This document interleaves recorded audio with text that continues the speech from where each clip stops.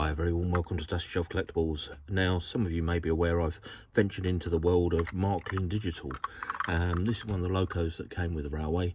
If you haven't seen it, there's some videos on the channel talking about the railway that I'm working on, and why not go and have a look at those. But today, as I say, this is one of the locos that came with the railway, and it's very intermittent runner. So I'm going to take it outside and put it on the track, show you what it's doing, and then we'll bring it back in. I think probably just needs a very, very good clean. But yeah, no idea what we're going to find in there. First time I've looked at one of these locos. It's feels like a die-cast, yes, die-cast body. Quite a heavy loco, but obviously with a centre pickup with the 3 rails. So yeah, let's go and show you what it's doing first, and then we'll see if we can get this running. Right, pop the loco on there.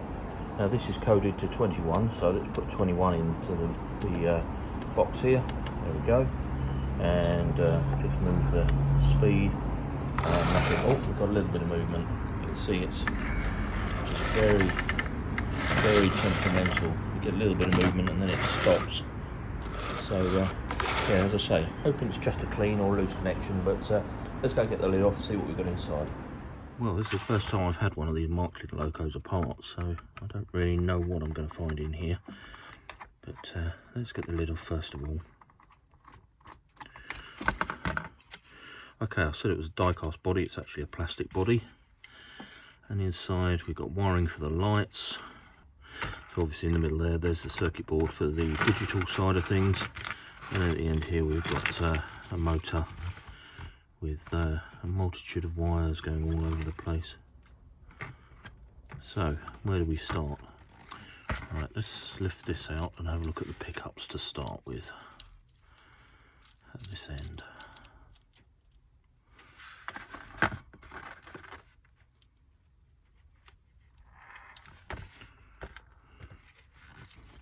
Right, let's give these brushes a little bit of a clean. Might be as simple as just built on dirt. So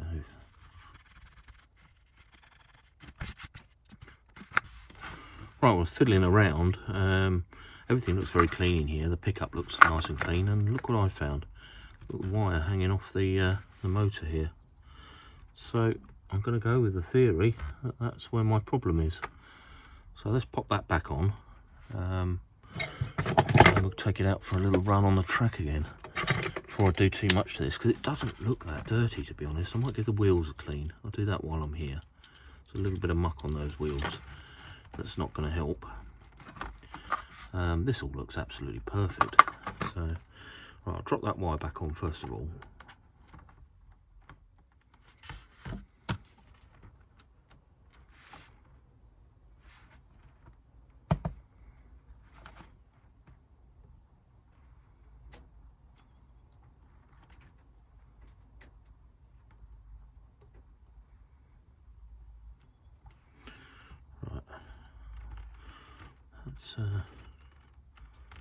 In trouble getting that to take.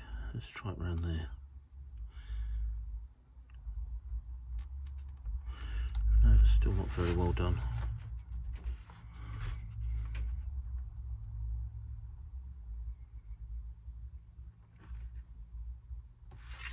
It should go this time.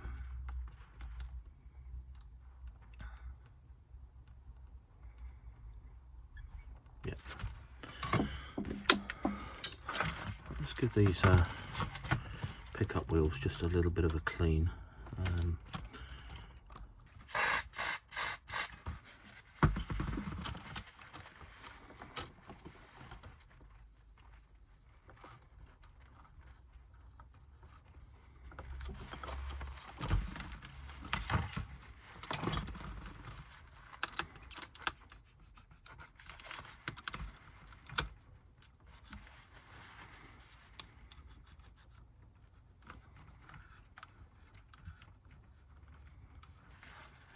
I'll get a little bit of muck off the wheels, but not a great deal.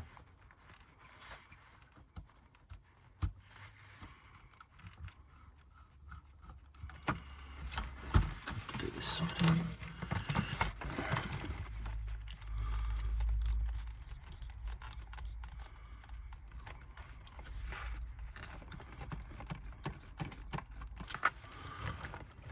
Okay, don't really want to do too too much to this. Right, I'm going to pop this back together and go and give it a quick run on the track and just see if it was that wire before I go any further.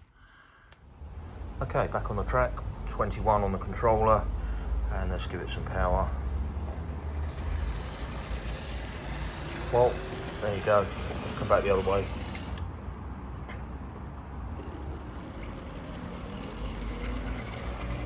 So all it needed was just that wire put back on.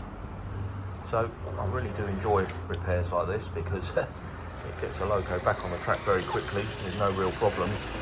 But unfortunately, they don't make great videos. So this one's going to be a fairly short one, I think. Just bring it round the track. I think all I'm going to do now is I'll take this in and give it a little oil. I don't propose to do any more to it. It's running beautifully.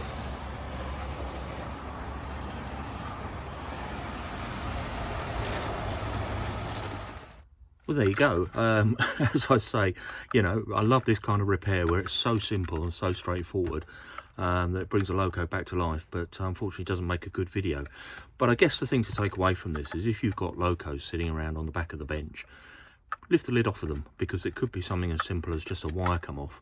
I mean, this has been very temperamental since I've owned the railway, to the point where I gave up on this one because it just wouldn't run. I thought it was all clogged up with muck. Lifted the lid off of it, and as you saw, there's no muck inside. It's virtually brand new. But I just happened to see that wire hanging off, put that back on, and straight back on the track and working wonderfully.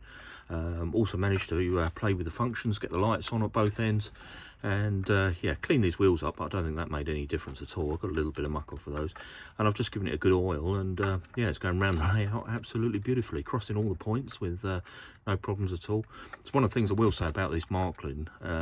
Unlike a lot of the Hornby locos I've got, which can be very temperamental, all of the engines that came with all four of the engines, I should say, that came with the railway, they're all going around this track absolutely beautifully.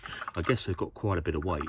I said initially I thought this was die cast. It's a plastic body, but it must have a die cast chassis plate on there because of the weight that's in here. It's quite a heavy loco, but it runs around beautifully. Anyway, what could have been quite a long video turned out to be quite a short one, so I'm going to leave that one there. Obviously, if you enjoyed the video and you want to see more like this, then please do give it a like, and yeah, why not consider subscribing. There's a couple of videos on the channel on Marklin talking about the railway and the digital system that I've kind of inherited, and yeah, with this 3-rail German outline, if that's your kind of thing, then that might interest you. Anyway, I'm going to leave that one there. So yeah, sorry it wasn't a long video, but it could have been, and we'll leave this one there. Thank you ever so much for watching, and I'll catch you on the next one.